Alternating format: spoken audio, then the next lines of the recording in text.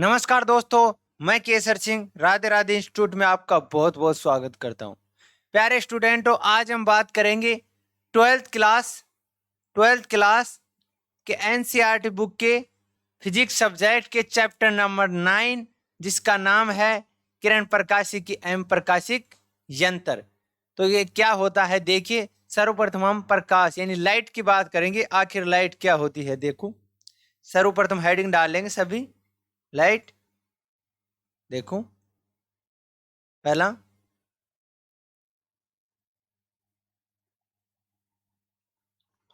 तो सर्वप्रथम हेडिंग डाल लिया। इसके बाद लिखो, देखो। प्रकाश एक ऊर्जा का रूप होता है। प्रकाश एक ऊर्जा का रूप होता है जिसकी सहायता से हम वस्तुओं को देख पाते हैं। कहने का मतलब ये है कि हम जैसे वस्तु को देख पाते हैं ना, उस ऊर्जा का रूप क्या होता है? एक प्रकाश होता है। तो उसे ही क्या कहते हैं? लाइट या प्रकाश कहते हैं। इसके बाद देखो, प्रकाश सीधी रेखा में गमन करता है। इन प्रकाश ऐसे नहीं कि जिगजैग मूव कर रहा है, एक सीधी रेखा में गमन करता है। तथा प्रकाश की सीधी रेखा में गमन के पथ को प्रकाश किरण कहते हैं। क्या कहते हैं? प्रकाश किरण कहते हैं। तथा इन प्रकाश किरणों के समूह को, यानी कि इन प्रकाश किरणों के समूह यानी बंडल को क्या कहते हैं? प्रकाश किरण पुंज कहते हैं। क्या कहते हैं? प्रकाश किरण पुंज कहते हैं। यहां तक समझ में आया? ओके। इसके बाद देखो, प्रकाश का परावर्तन, रिफ्लेक्शन ऑफ लाइट क्या होता है, देखिए इसे। जब प्रकाश किसी माध्यम में गति करता हुआ परावर्तित पृष्ठ से टकरा करता है तो उसी माध्यम में वापस लौट आता है। इस घटना को, कंप्लीट घटना को क्या कहते हैं? प्रकाश का परावर्तन कहते हैं। इसको थोड़ा समझेंगे। देखो कि जब, देखो यहां पर ये है एक परावर्तक पृष्ठ, यहां से कोई आपतित किरण आई, ऐसे इस प्रकार आई आपतित किरण। ठीक है, आपतित किरण आई, इसके बाद परावर्तक पृष्ठ से टकराकर वापस उसी माध्यम में वापस चली गई। तो इसको क्या कहते हैं? परावर्तित किरण। ठीक है, और इसको कहते हैं आपतित किरण। और ये हो गया आपतन कोण यानी अभिलंब। ये इसका माना कि अभिलंब है, पृष्ठ पर एक अभिलंब बनाते हैं। अभिलंब से आपतन कोण द्वारा यानी आपतित किरण द्वारा बनाया गया कोण क्या होता है? आपतन कोण। और अपरावर्तक किरण द्वारा अभिलंब से बनाया गया कोण क्या होता है? परावर्तन कोण। ठीक है, तो आपतन कोण यहाँ पर क्या हो गया? आई, और परावर्तन कोण हो गया आर, यानी रिफ्लेक्शन कोण। ठीक है, इसे तो आर से दर्शाएंगे और इसे दर्शाएंगे आई से। यहां तक समझ में आया? ओके। इसके बाद देखो, ये आपतन बिंदु होगा, यहाँ पर आपतन बिंदु होगा। ठीक है, जहां पर रे आपतित हो रही है उसे क्या कहते हैं? आपतन बिंदु कहते हैं।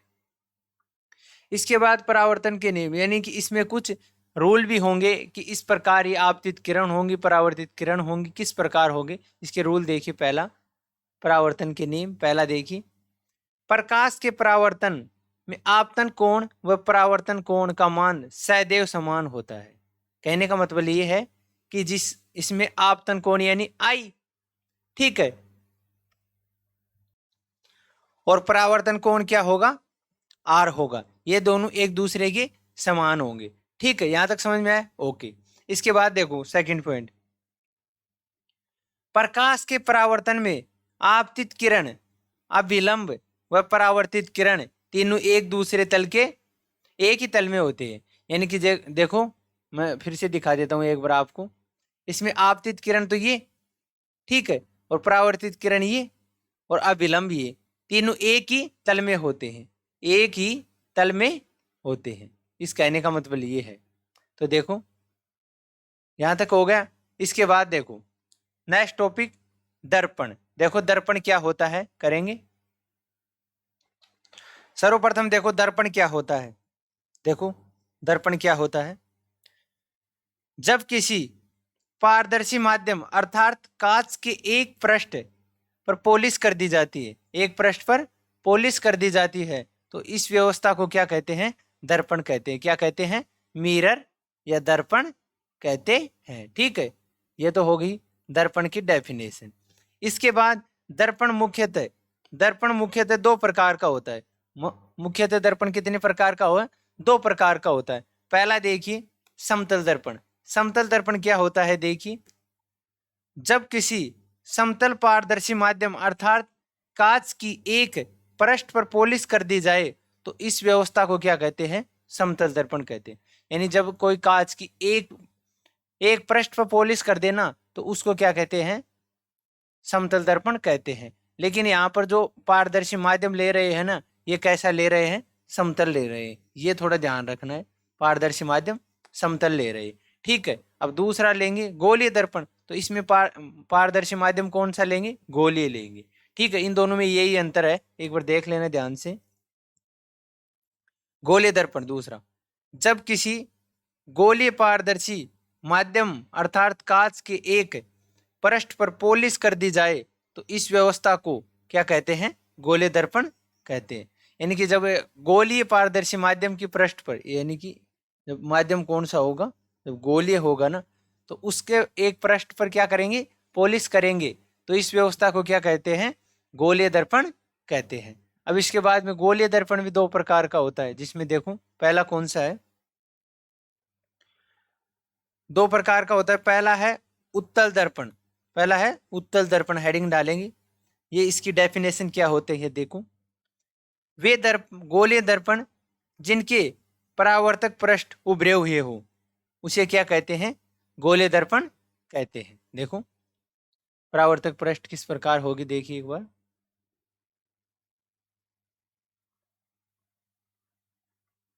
ये देखिए यहाँ पर, ये हमारे पास कोई गोलीय दर्पण है। ठीक है, तो इसकी जो एक परावर्तक पृष्ठ है ना, ये तो ये उभरी हुई है, तो इसको क्या कहते हैं? उत्तल दर्पण कहते हैं। ठीक है, ये परावर्तक पृष्ठ हो गई। ये पॉलिश अंदर धसी हुई भाग पर पॉलिश करते हैं। ठीक है, मैं पॉलिश को इस प्रकार दर्शा देता हूं थोड़ा। ठीक है, ये पॉलिश हो गई, तो इसको क्या कहते हैं? उत्तल दर्पण कहते हैं। इसके बाद दूसरा आता है अवतल दर्पण। ये देखो ये क्या होता है? वे दर्पण जिनके परावर्तक पृष्ठ अंदर की ओर धसे रहते हैं उसे क्या कहते हैं? अवतल दर्पण कहते हैं। उसे क्या कहते हैं? अवतल दर्पण कहते हैं। देखो इसका डायग्राम क्या होगा, ये इस प्रकार है। कोई उत्तल लेंस, सॉरी अवतल लेंस नहीं, दर्पण है, सॉरी। लेंस की आगे बात आएगी, पहले हम दर्पण की बात कर रहे हैं तो दर्पण ही लेंगे। ये हो गया दर्पण। तो इसकी परावर्तक पृष्ठ ये है, और जो पॉलिश कौन सी पे कर रखी है? अब की बार उभरी हुई पर, और धसी हुई कौन सी है? परावर्तक पृष्ठ। तो इसको कहते हैं अवतल दर्पण। ठीक है, पॉलिश ये हो गई बार, ये परावर्तक पृष्ठ अंदर की ओर हो गई। ठीक है, यहां तक समझ में आया? ओके, ठीक है। तो इसके बाद देखो गोलीय दर्पण से संबंधित कुछ महत्वपूर्ण डेफिनेशन या परिभाषा। तो क्या होती है देखिए, गोलीय दर्पण के कुछ परिभाषाएं हैं जिसको समझेंगे हम आसानी से। देखो आराम से। तो सर्वप्रथम हम देखेंगे द्वारक। द्वारक क्या होता है देखिए, गोलीय दर्पण में परावर्तक पृष्ठ के व्यास को अर्थात परावर्तक पृष्ठ के प्रारंभिक व अंतिम बिंदु को मिलाने वाली सीधी रेखा को क्या कहते हैं? गोलीय दर्पण का व्यास कहते हैं। यानी प्रारंभ बिंदु और अंतिम बिंदु को मिलाने वाली सीधी रेखा को क्या कहते हैं? गोलीय दर्पण का द्वारक कहते हैं। ठीक है, दूसरी परिभाषा देखो, परावर्तक पृष्ठ पर स्थित तथा परावर्तक पृष्ठ का मध्य बिंदु गोलीय दर्पण का ध्रुव कहलाता है। जैसे कोई ये गोलीय दर्पण है, तो इसका ये मिड पॉइंट है ना, मध्य बिंदु, ये इसका क्या कहलाता है? ध्रुव कहलाता है। ठीक है, यहां तक हो गया। पोल जिसे कहते हैं पोल। ठीक है, इंग्लिश में इसे क्या कहते हैं? ध्रुव कहते हैं। देखो आगे, वक्रता केंद्र, इसे सी से डिनोट करते हैं, जबकि ध्रुव को पी से डिनोट करते हैं। ठीक है, पी से डिनोट करते हैं ध्रुव को। तो इसके डेफिनेशन देखो, जिस गोले से गोले दर्पण बनाए जाते हैं उस गोले के केंद्र को क्या कहते हैं? गोलीय दर्पण कहते हैं। गोले दर्पण का वक्रता केंद्र कहते हैं। जैसे ये कोई गोला है, ठीक है, अब इससे कोई गोले दर्पण ये है, तो इसका जो ये केंद्र है ना, ये सी, इसको क्या कहते हैं? वक्रता केंद्र कहते हैं। ठीक है, आया समझ में? ओके। इसके बाद देखो वक्रता त्रिज्या। अब वक्रता त्रिज्या क्या होती है? गोले दर्पण की, इसे आर से डिनोट करते, पहले ये देखो, इसके बाद इसकी डेफिनेशन देखो भाई। गोले दर्पण के वक्रता केंद्र व ध्रुव के बीच की सीधी दूरी को क्या कहते हैं? वक्रता त्रिज्या कहते हैं। जैसे ये हमारे पास कोई दर्पण है, ठीक है, ये इसका वक्रता केंद्र हो गया, वक्रता केंद्र, ये इसका हो गया पोल पी, ध्रुव। तो इन दोनों के बीच की जो दूरी होगी ना, उसे क्या कहते हैं? वक्रता त्रिज्या कहते हैं। ठीक है, आ गया समझ में? ओके। इसके बाद देखो मुख्य अक्ष, प्रिंसिपल एक्सिस, इसको देखो डेफिनेशन क्या होगी इसकी। मुख्य एक्सिस गोलीय दर्पण की वक्रता केंद्र व ध्रुव से होकर गुजरने वाली सीधी रेखा को मुख्य अक्ष कहते हैं।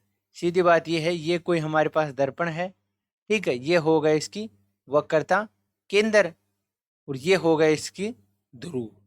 ठीक है, तो सीधी गुजरने वाली, यानी इन दोनों को मिलाने वाली सीधी गुजरने वाली रेखा को कहते हैं मुख्य अक्ष या प्रिंसिपल एक्सिस। इसको क्या कहते हैं? मुख्य अक्ष कहते हैं। ठीक है, यहां तक आया समझ में? इसके बाद 6 नंबर देखो, मुख्य फोकस। मुख्य फोकस क्या होती है? देखो इसकी दो डेफिनेशन है। तो सर्वप्रथम इसकी पहली देखते हैं और इसको दर्शाते हैं एफ से।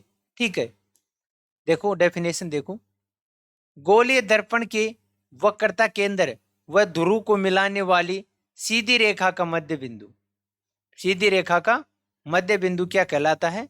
मुख्य फोकस कहलाता है। जैसे यहां पर है, ये कोई दर्पण है, ये वक्रता केंद्र है, ये ध्रुव है, इसको मिलाने वाली रेखा का मिड पॉइंट, यानी यहां से ये क्या होगा? मुख्य फोकस होगा। क्या होगा? मुख्य फोकस होगा। ठीक है, जिसे एफ से दर्शाते हैं। इसकी एक डेफिनेशन और है, इसे देख लीजिए। गोलीय दर्पण के मुख्य अक्ष के समांतर गुजरने वाली रेखा परावर्तन के पश्चात मुख्य अक्ष के जिस बिंदु से होकर गुजरती है उसे मुख्य फोकस कहते हैं। ये थोड़ा आगे डायग्राम से ज्यादा समझ में आएगा आपके। ठीक है, इसके बाद देखो 7 नंबर, फोकस दूरी, फोकल लेंथ, इसको स्मॉल एफ से दर्शाते हैं। ठीक है, और इसकी डेफिनेशन क्या है? देखो, गोलीय दर्पण के ध्रुव व मुख्य फोकस के बीच की सीधी दूरी फोकस दूरी कहलाती है। सीधी बात यह है कि ये है हमारे पास ध्रुव है P और यहाँ पर है मुख्य फोकस F। तो इन दोनों के बीच की सीधी दूरी, यहाँ से दूरी और यहाँ तक दूरी क्या होगी? ये यहाँ तक है, तो यहाँ तक दूरी क्या होगी?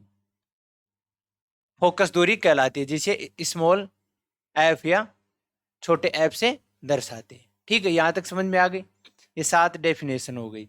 इसके बाद में हम जैसे दर्पण में कोई भी न्यूमेरिकल करेंगे या कोई भी हम संबंध स्थापित करेंगे तो उसके लिए चिन्ह परिपाटी की आवश्यकता होती है। देखो किस प्रकार है। तो देखो भाई, इसकी चिन्ह परिपाटी समझते हैं किस प्रकार होगी। हेडिंग डालेंगे चिन्ह परिपाटी पहले तो। ठीक है, देखो इसके बाद देखो फर्स्ट पॉइंट क्या है? दर्पण के ध्रुव से आपतित किरण की दिशा में नापी गई दूरियां सदैव धनात्मक होती हैं। कहने का मतलब ये है कि दर्पण के ध्रुव से, ये दर्पण है, ठीक है, इसके ध्रुव से ये है पॉइंट P, नापी गई दूरियों सदैव धनात्मक होती है। आपतित किरण यानी कि जिस प्रकार किरण आएगी ना जिधर से, उधर नापी गई दूरियां क्या होगी? प्लस होगी। देखो आगे थोड़ा डायग्राम से अच्छी तरह समझा दूंगा मैं। दूसरा देखो, दर्पण के ध्रुव से आपतित किरण की दिशा की विपरीत दिशा में नापी गई दूरी नेगेटिव होगी। जैसे यहां से किरण आ रही है, यहां से आ रही है, ठीक है, और ये फोकस से जाकर जा रही है। ठीक है, तो इधर की दूरी होगी ये तो होगी पॉजिटिव। ठीक है, जैसे इधर और इधर क्या होगी, नेगेटिव दूरी। और यदि इधर से आ रही है तो फिर इधर इधर की हो जाएगी पॉजिटिव। तो ठीक है भाई, देखो यदि इधर से आ रही है तो इधर की पॉजिटिव हो जाएगी, RHS साइड की, ठीक है, और LHS साइड की हो जाएगी नेगेटिव। कहने का मतलब ये है कि जैसे भी किरण आएगी ना, तो वो साइड तो रहती है उसकी प्लस और उसकी दूसरी साइड रहती है माइनस। इन दो पॉइंटों का कहने का मतलब ये है। इसके बाद देखो तीसरा पॉइंट क्या है, देखो दर्पण के मुख्य अक्ष के ऊपर की ओर नापी गई दूरियां सदैव पॉजिटिव रहती है। यानी कि जैसे दर्पण के ऊपर की दूरियां क्या रहती हैं, पॉजिटिव रहती हैं। दर्पण के मुख्य अक्ष से नीचे की ओर नापी गई दूरियां क्या होती हैं, नेगेटिव होती है। कहने का मतलब ये है, ये हमारे पास कोई दर्पण है, इधर से कोई किरण आ रही है इधर से, तो ये तो हो गई पॉजिटिव, और इसके विपरीत साइड में क्या होगी, नेगेटिव, और ऊपर की साइड हो गई पॉजिटिव और नीचे की साइड हो गई नेगेटिव। ठीक है, ये इसकी चिन्ह परिपाटी होगी। अर्थात जो हम ये लेंथ लेंगे वो इस चिन्ह परिपाटी के हिसाब से लेंगे, वैसे अपने हिसाब से नहीं लेंगे। कहने का मतलब ये है। ठीक है, यहाँ तक समझ में आया? ओके। इसके बाद में हम चलते हैं नेक्स्ट। देखो अब देखो इसके बाद में हम करते हैं, देखो गोले दर्पण द्वारा प्रतिबिंब बनाने के नियम। गोले प्रतिबिंब, गोले दर्पण द्वारा प्रतिबिंब बनाने के नियम, जिसमें पहला नियम क्या होगा, देखिए पहला क्या होगा, जब कोई प्रकाश किरण मुख्य अक्ष के समांतर आपतित होती है तो परावर्तन के पश्चात अवतल दर्पण के मुख्य फोकस से गुजरती है, अतः उत्तल दर्पण के मुख्य फोकस से गुजरती हुई प्रतीत होती है। कहने का मतलब ये है कि जब कोई किरण आपतित होती है, ठीक है, और वो अवतल दर्पण, देखो ये है अवतल दर्पण, जब कोई किरण इस प्रकार आपतित होती है तो मुख्य फोकस से जाती है। कहां से जाती है, मुख्य फोकस से जाती है अवतल दर्पण में तो, ठीक है। और जब उत्तल दर्पण में क्या होगा, ये आएगी आएगी और ये इससे टकराकर वापस चली जाएगी, अर्थात मुख्य फोकस पर आपतित होती हुई प्रतीत होती है। ठीक है, यानी मुख्य फोकस से गुजरती हुई प्रतीत होती है, अर्थात वास्तव में ऐसा नहीं होती है, लेकिन हमें थोड़ा बहुत महसूस होती है, क्योंकि ये तो इधर से परावर्तित होकर इधर से निकल जाएगी। ठीक है, यहां तक समझ में आया? ओके। दूसरा देखो, देखो जब कोई प्रकाश किरण मुख्य फोकस से गुजरती है तो परावर्तन के पश्चात मुख्य अक्ष के समांतर हो जाती है। यह जस्ट विपरीत है, यानी कि जैसे इस प्रकार आई अवतल दर्पण में, तो ये आती आती आती यहां से चली गई, इन मुख्य अक्ष के समांतर हो गई। फोकस से आएगी तो समांतर हो जाएगी और समांतर आएगी तो फोकस से गुजर जाएगी।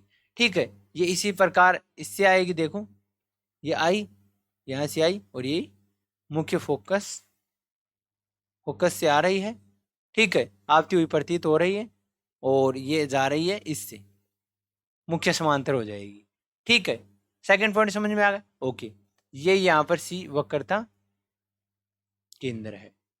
ठीक है, ये तो उत्तल दर्पण के लिए, ये अवतल दर्पण के लिए। ठीक है, इसके बाद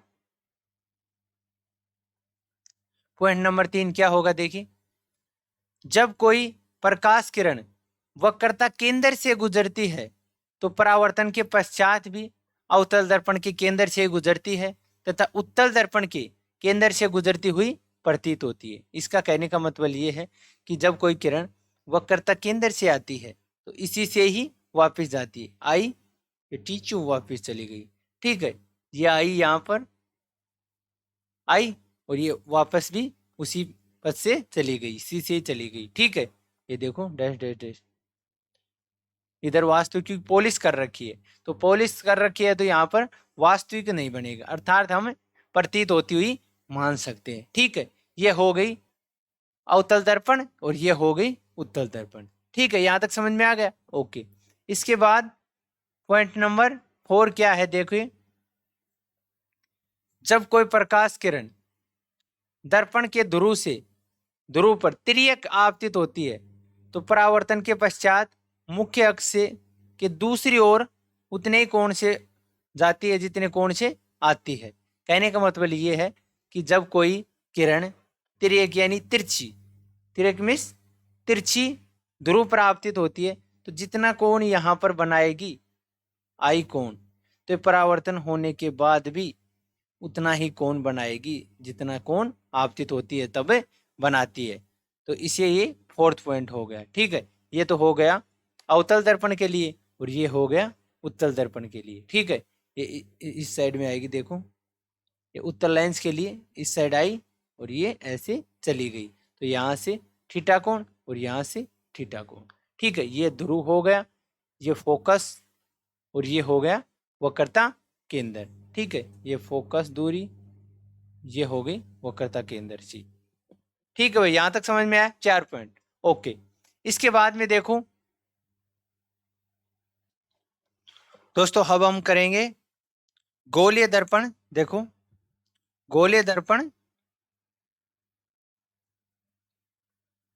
द्वारा प्रतिबिंब का निर्माण, गोलीय दर्पण द्वारा प्रतिबिंब का निर्माण, जिसमें पहला अवतल दर्पण के ले लेंगे क्योंकि हमने नियम तो ऊपर पढ़ लिए हैं कि बाय किस प्रकार रे आएगी तो कहाँ से जाएगी और किस प्रकार यानी कि गोलीय दर्पण से प्रतिबिंब किस प्रकार बनेंगे। ठीक है, तो अब हम बनाते हैं, इनसे निर्माण करते हैं प्रतिबिंब का। तो किस प्रकार, देखो सबसे पहले हम लेते हैं अवतल दर्पण के लिए, तो किस प्रकार होगा देखो। अवतल दर्पण के लिए ये हमारे पास अवतल दर्पण है यहाँ पर। ठीक है जी, यहाँ पर अवतल दर्पण है। ठीक है भाई, और ये है बिंब की स्थिति, यहाँ पर बॉडी कहाँ पर रखी है। ठीक है, बिंब कहाँ पर रखा है, ये हो जाएगा इसका किरण आरेख डायग्राम किस प्रकार होगा। और ये होगी प्रतिबिंब की स्थिति, प्रतिबिंब कहाँ बनेगा, कैसे बनेगा और उसकी प्रकृति क्या होगी, नेचर क्या होगी।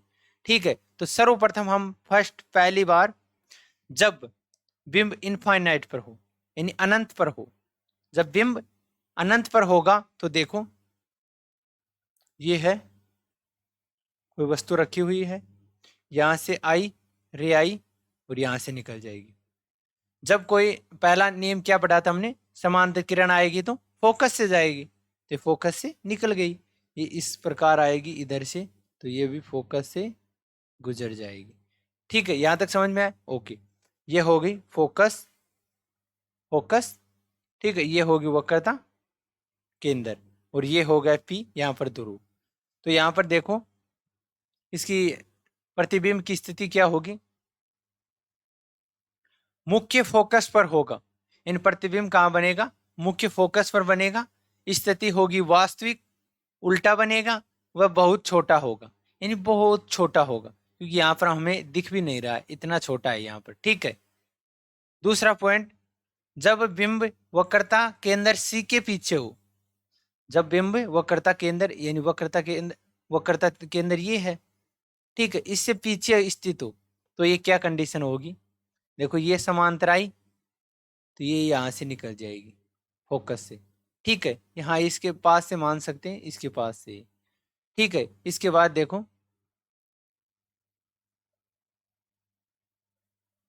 इसके बाद ये समांतर ऐसे आई, दोबारा मैं दर्शा देता हूँ, और ये यहाँ से निकल जाएगी। ठीक है, फोकस से निकल गई। इसके बाद देखो, इसके बाद ये आई फोकस से दूसरी, तो ये निकल जाएगी समांतर, तो यहाँ पर प्रतिबिंब बनेगा ए डैश और बी डैश। ठीक है, यहाँ तक समझ में आया, ए डैश और बी डैश प्रतिबिंब बन गया। इसके बाद देखो ये ध्रुव हो गया पी, तो यहाँ पर स्थिति क्या होगी प्रतिबिंब की, वक्रता केंद्र सी व फोकस बिंदु एफ के मध्य वास्तविक उल्टा व छोटा बनेगा। ठीक है, जो प्रतिबिंब बनेगा वो सी वक्र सी व एफ के मध्य तो बन रहा है, देखो सी तो यहाँ है और एफ यहाँ है, इसके बीच में ही तो बन रहा है, तो ये तो होगी प्रतिबिंब की स्थिति, और वास्तविक होगा, उल्टा होगा और छोटा होगा। ठीक है, यहाँ तक हो गया। इसके बाद में पॉइंट नंबर 3 क्या है, जब बिंब वक्रता केंद्र सी पर हो, जो वक्रता केंद्र सी पर होगा तो देखो ये समांतर जा रही है, फोकस से गुजर गई, और ये फोकस से जा रही है, समांतर हो गई। ठीक है, तो देखो प्रतिबिंब कहाँ बनेगा, वक्रता केंद्र पर स्थित होगा, यानी वक्रता केंद्र पर बिंब होगा तो वक्रता केंद्र पर ही प्रतिबिंब होगा। वास्तविक होगा, उल्टा होगा, वह समान लंबाई का होगा। लंबाई दोनों की क्या होगी, समान होगी। ठीक है, यहां तक आ गया समझ में? ओके। इसके बाद देखो पॉइंट नंबर 4 क्या होगा, जब बिंब वक्रता केंद्र व मुख्य फोकस के मध्य स्थित हो। जब बिंब वक्रता केंद्र, देखो वक्रता केंद्र तो ये है सी और ये है मुख्य फोकस एफ, तो इन दोनों के बीच में यदि स्थित हो, इन दोनों के बीच में स्थित है ए बी। ठीक है, तो ये जाएगी समांतर, ये फोकस से गुजर जाएगी, और दूसरी जाएगी ये फोकस से जाएगी तो ये हो जाएगी समांतर। ठीक है, तो इसकी क्या होगा, नेचर क्या होगी, देखिए वक्रता केंद्र के पीछे स्थित होगा। वक्रता केंद्र ये है सी हमारे पास, तो इसके पीछे स्थित होगा, ये स्थित होगा प्रतिबिंब। ठीक है, अब इससे बड़ा है तो देखो क्या होगा, वास्तविक होगा, इन वास्तव में बनेगा। उल्टा होगा, उल्टा है इसका, ए बी ऐसे है तो इसका जस्ट विपरीत है। ठीक है, और बड़ा होगा, बड़ा है, ये मान लो कि ए बी 5 सेंटीमीटर है तो ये कम से कम 10 का होगा। ठीक है, ये अप्रोक्सीमेट हम मान के चल रहे हैं, तो बड़ा होगा। ठीक है, 4th पॉइंट होगा। इसके बाद में पॉइंट नंबर 5 क्या होगा, देखो जब बिंब मुख्य फोकस एफ पर स्थित हो, मुख्य फोकस पर होगा तो देखो ये समांतर किरण गई, ये फोकस से गुजर जाएगी, और ये कोई ध्रुव पर आपतित हुई, उसी कोण से परावर्तित होगी। ठीक है, ये जिस कोण से यहाँ से जाएगी उसी कोण से परावर्तित होगी। अब परावर्तित होगी तो ये देखो प्रतिबिंब कहाँ बनेगा, इनफाइनाइट पे बनेगा। वास्तविक, उल्टा वह बहुत बड़ा होगा, क्योंकि ये दोनों अप्रोक्सीमेट एक दूसरे को काट ही नहीं रहे, तो बहुत ज्यादा बड़ा होगा डायग्राम प्रतिबिंब। ठीक है, ये समझ में आ गया पॉइंट नंबर 5। ओके, इसके बाद देखो पॉइंट नंबर 6 क्या है, जब बिंब मुख्य फोकस एफ व ध्रुव के मध्य स्थित हो तो। जब बिंब मुख्य फोकस एफ व ध्रुव के मध्य स्थित होगा तो क्या होगी इसकी कंडीशन, देखिए ये हो गया मुख्य फोकस एफ व ध्रुव के मध्य, ध्रुव तो ये यहाँ पर पी है। ठीक है, और एफ स्थित है ये, अब यहाँ पर स्थित है कोई, देखो ये बिंब है तो ये जाएगी समांतर, तो ये तो फोकस से चली जाएगी, और ये जितना कोण ध्रुव से बनाएगी उतना ही कोण परावर्तित बनाएगी, तो ये दोनों एक दूसरे को काट नहीं रहे, अर्थात बहुत ज्यादा बड़ा होगा। पहली बात तो प्रतिबिंब। दूसरा देखो, अब इसको यदि पीछे मिला दे, इसको यदि पीछे मिला दे डैश डैश डैश, तो प्रतिबिंब हमें यहाँ पर मिल सकता है ए डैश और बी डैश पर। तो देखो दर्पण के पीछे होगा प्रतिबिंब। ठीक है, आभासी होगा, वास्तविक नहीं होगा, क्योंकि वास्तव में कोई कटान बिंदु है नहीं, तो वास्तव प्रतिबिंब तो होगा नहीं, आभासी होगा। इसके बाद सीधा होगा, सीधा देखो ये इस प्रकार है तो इसी प्रकार है, जस्ट विपरीत थोड़ी है, उल्टा थोड़ी है, तो सीधा होगा। इसके बाद बड़ा होगा, यानी कि बड़ा, जैसे ये वही मैं बता दिया था 5 सेंटीमीटर है तो ये 10 अप्रोक्सीमेट 15 सेंटीमीटर का होगा, तो उससे बड़ा होगा। ठीक है, यहां तक समझ में आया? ओके। इसके बाद में उत्तल दर्पण के लिए दो प्रतिबिंब देखो किस प्रकार बनेगी। उत्तल दर्पण के लिए बिंब की स्थिति सर्वप्रथम, फिर वही किरण आरेख और वही प्रतिबिंब की स्थिति या प्रतिबिंब की क्या नेचर होगी, किस प्रकार होगा। सर्वप्रथम इसमें पहला देखते हैं, जब बिंब इनफाइनाइट पर स्थित हो। जब बिंब इनफाइनाइट पर स्थित होगा तो देखो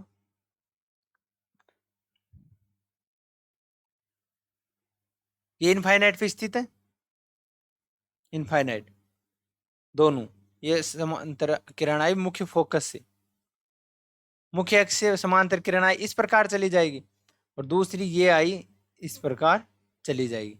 इसको पीछे मिलाएंगे तो देखो डैश डैश डैश डैश, ये ऐप पर मिल जाएगी, और ये होगी वक्रता त्रिज्या।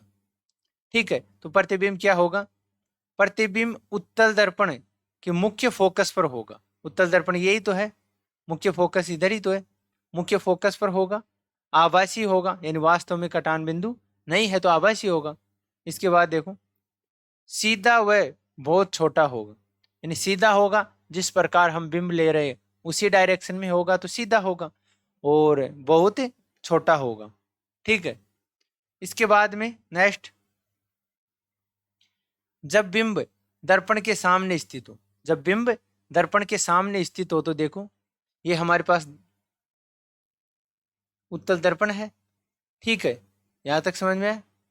इसकी उभरी हुई सतह इस प्रकार है, तो इस पर कोई किरण आ रही है, ये आ गई कोई किरण।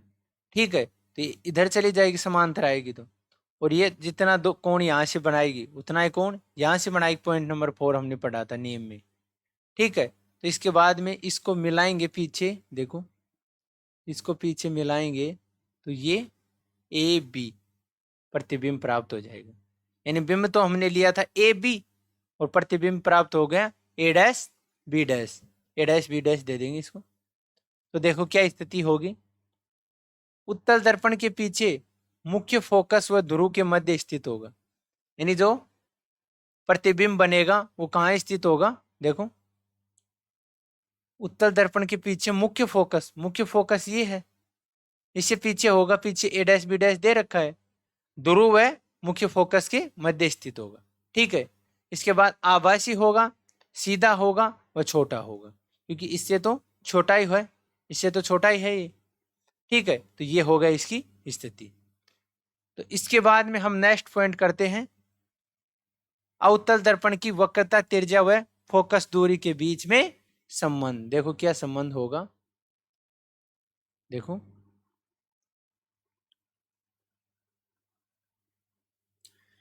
सर हम हेडिंग डाल लेंगे,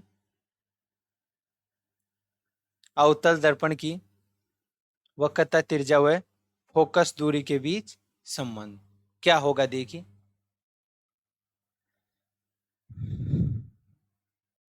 सर्वप्रथम एक बार डायग्राम समझ लेंगे। ये हमारे पास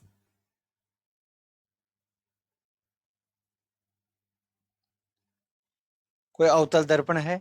ठीक है, यहां से कोई रे आ रही है, इस प्रकार कोई किरण आ रही है, हो जाएगी मुख्य फोकस से। ठीक है, यहां तक, तो इसके लिए ए का विलंब डाल देंगे यहां पर एन। ठीक है, और ये वक्रता के अंदर से इसको मिलाएंगे तो यहां से बना गया कोण कितना होगा, थीटा। तो यहां से कितना होगा, थीटा, और ये भी थीटा। ठीक है, और इन दोनों के बीच का कोण ये होगा भाई, इस कोण क्या होगा, 2 थीटा। ठीक है, यहां से दूरी लेंगे तो आर, वक्रता त्रिज्या आर ले लेंगे। ठीक है, और एफ और एन से लेंगे तो फोकस दूरी स्मॉल एम आ जाएगी। ठीक है, तो इसका इसकी वो लिखेंगे, थ्योरी लिखेंगे तो देखो, माना अवतल दर्पण M1 M2 पर आपतित किरण OA दर्पण के बिंदु ए से परावर्तित होकर AF दिशा में गमन करती है। कि शुरू में जो किरण आई जैसे ऐसे OA आई, OA, तो AF इस प्रकार दिशा में गमन करती है। इसके बाद देखो CA दर्पण के बिंदु ए पर अभिलंब है, ये एक यहां से अभिलंब डालेंगे N। ठीक है, जो डायग्राम से समझा रखा है, तो सर इस डायग्राम को अच्छी तरह समझेंगे और इसके बाद में थ्योरी लिखेंगे। देखो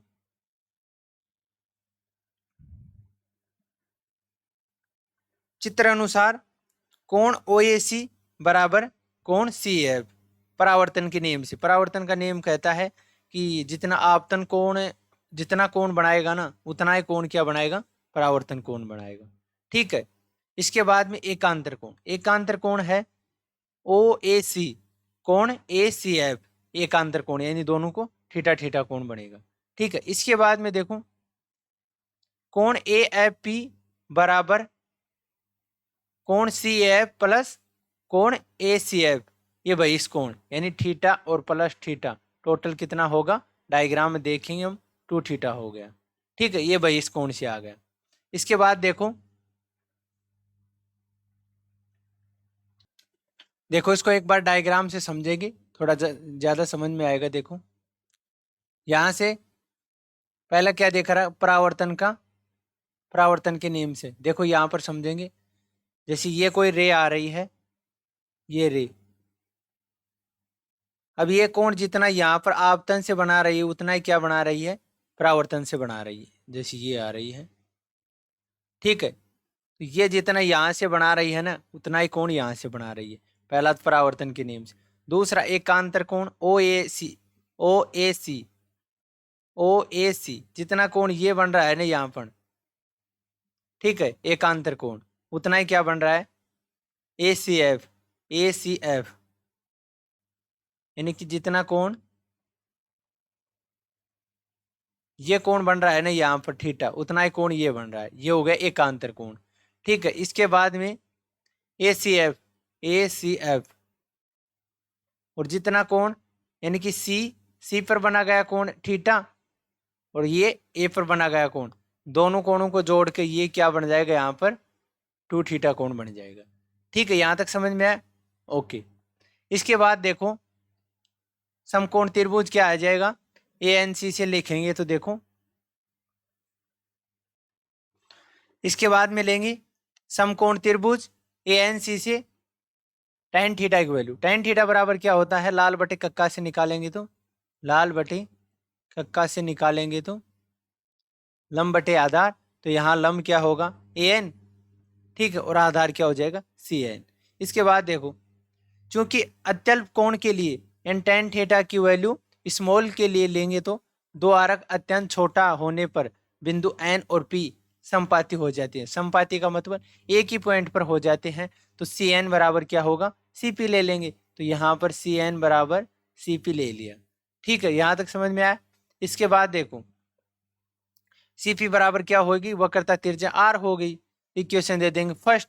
इसके बाद समकोण त्रिभुज ए एफ एन से, ए एफ एन में देखो tan 2 थीटा बराबर वही लाल बटे कक्का से लंब बटे आधार लेंगे तो, लाल बटे कक्का से लंब बटे आधार लेंगे तो लंब की वैल्यू तो हो जाएगी ए एन और आधार की हो जाएगी एफ एन। तो अत्यल्प कोण के लिए साइन 2 थीटा बराबर 2 थीटा हो जाएगा। ठीक है, आगे देखो तथा द्वारक छोटा होने पर सी एन बराबर सी पी, अर्थात एक पॉइंट पर ही मान लेंगे दोनों संपाती हो जाएंगे, संपाती होने के बाद सी एन बराबर सी पी हो जाएगा। तो इसके बाद एफ एन बराबर क्या प्राप्त हो जाएगा एफ पी। ठीक है, यहाँ तक आया समझ में? तो 2 थीटा बराबर क्या प्राप्त हो जाएगा A N upon F P, F P की वैल्यू फोकस दूरी क्या हो जाएगी small F, A N equation दे देंगे 2, एक का मान समीकरण 2 में रखने पर इसका मान रखेंगे तो देखो ये रख दिया इक्वेशन 2 की वैल्यू रख दी यहाँ पर, तो 2 into A N upon R, A N upon F, इसको ए एन से A N cancel out, R बराबर 2f यह आ जाएगा। इसके बाद देखो अर्थात अवतल दर्पण की वक्रता त्रिज्या फोकस दूरी के दुगनी होती है, कहने का मतलब ये है कि अवतल दर्पण की वक्रता त्रिज्या आर, आर फोकस दूरी एफ की दुगनी होती है। ठीक है, इसका कहने का मतलब ये है। अब लास्ट पॉइंट देखो दर्पण समीकरण या यूवीएफ में संबंध, ये किस प्रकार याद करेंगे देखो भाई, सर्वप्रथम वो एक अवतल दर्पण ले लेते हैं, सर्वप्रथम डायग्राम को अच्छी तरह समझ लीजिए जिससे आगे मैं tan theta sine theta cos theta जिसकी वैल्यू लूँ तो आपको आसानी से पता रहे। ठीक है, तो सर्वप्रथम तो हम दर्पण लेते हैं, एक M1 M2 एक दर्पण है। ठीक है, इसकी उभरी हुई पर ये पॉलिश कर रखी है और धसी हुई भाग अंदर की ओर है। अब इसके बाद में देखो यहाँ कोई बिंब रखा हमने, ठीक है ए बी, तो ये आया और ये जाएगा फोकस से, पहला नेम के हिसाब से। दूसरा देखो ये कोई किरण आई वक्रता केंद्र से, तो वक्रता केंद्र से ही जाएगी। ठीक है, सिंपल। इसके बाद देखो ये कोई ध्रुव से, माना कि आ नहीं रही है लेकिन इमेजिन कर ले ये कोई ध्रुव से आ रही है, तो ये जाएगी जितने कोण से आएगी उतने कोण से परावर्तित होगी। ठीक है, हो गई, यहां तक कोई दिक्कत नहीं है। इसके बाद देखो तीनों का कटान बिंदु, ये हो गया प्रतिबिंब ए डैश और ये हो गई बी डैश, ये हो गया प्रतिबिंब, यहां तक कोई दिक्कत नहीं है। ये हो गया ए सी पॉइंट वक्रता केंद्र, ये हो गया फोकस। ठीक है, और यहाँ पर बिंदु डी से ये डालते हैं इस पर अभिलंब ए। ठीक है, ये इस पर अभिलंब डाल दिया। अब इसके बाद में देखो, प्रतिबिंब की दूरी -u। ठीक है, और ये हो गई प्रतिबिंब की, -v है और बिंब की है u। क्योंकि हम पहले बता रखा है कि जैसे इधर तो लेंगे प्लस और इधर लेंगे माइनस, ऊपर लेंगे प्लस नीचे लेंगे माइनस, तो उस प्रकार से लेंगे तो इधर लेंगे माइनस, ये माइनस, ये माइनस, ये माइनस, सारी दूरी किस में आएंगी, माइनस में ले लिया। ठीक है, अब इसके बाद इसकी थ्योरी देखो।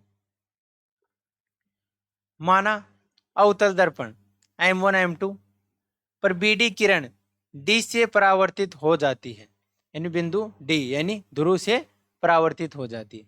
डी है परावर्तित किरण। ये डायग्राम से आप समझते जाए, मैं जो भी थ्योरी बोल रहा हूं वो आप डायग्राम से समझते चले। ठीक है, इसके बाद देखो,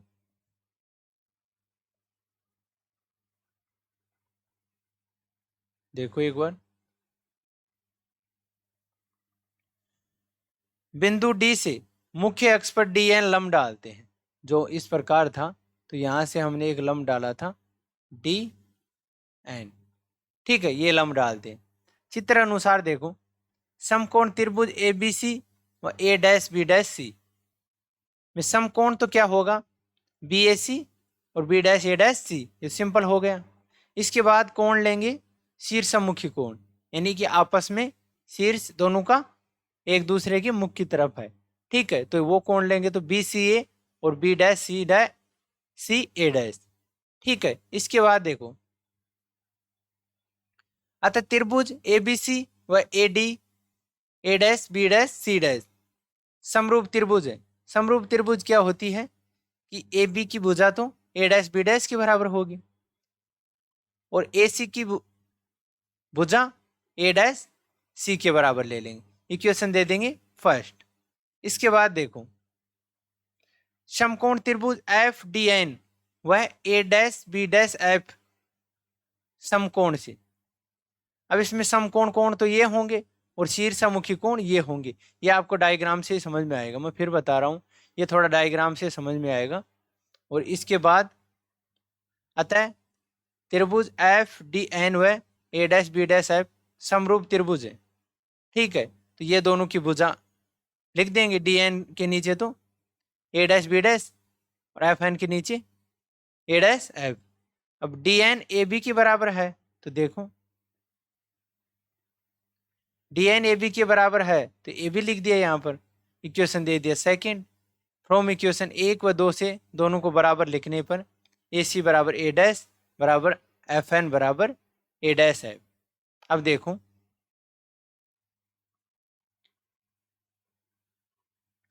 जब द्वारा का अत्यंत छोटा हो तो बिंदु N बिंदु P पर संपाती होगा, अतः FN बराबर FP के बराबर होगा। तो यहाँ पर FP रखा तो देखो, यहाँ पर FP रखने पर AC बराबर A', FP अपॉन A' है। ठीक है, इसके बाद इसकी दूरी रख देंगे, इसकी वैल्यू AC की वैल्यू तो हो जाएगी AP माइनस CP और A' की वैल्यू CP माइनस A'P। ठीक है, ये FP हो गई, ये A', की वैल्यू ये हो जाएगी, प्राप्त हो जाएगी। ये ऊपर डायग्राम से समझेंगे और फिर इसकी कंप्लीट वैल्यू रखने के बाद इसको कैलकुलेशन करेंगे तो देखो, अब इसको मैं करके बता देता हूँ आपको। ये वज्र गुणा करेंगे इस दोनों को तो देखो क्या आ जाएगा, वज्र गुणा करने पर 2F² माइनस FU। देखो इसको करेंगे तो 2F minus U F minus V बराबर -F, इसको करेंगे V माइनस 2F।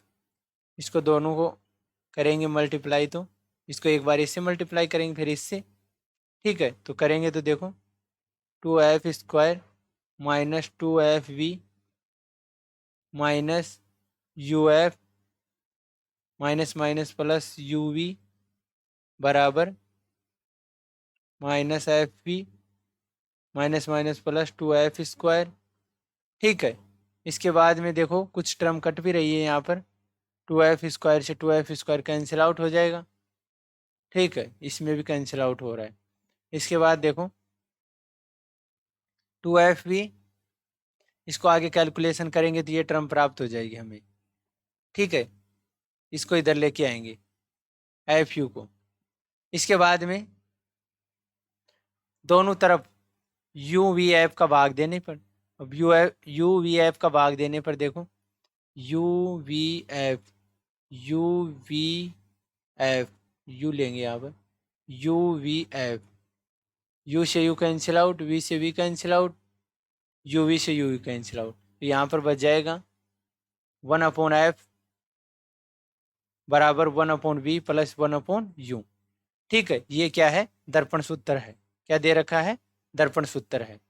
ठीक है, ये एग्जाम में बहुत बार आता है, तो इसको डायरेक्ट भी याद कर सकते हैं आप, 1/f बराबर 1/v प्लस 1/u।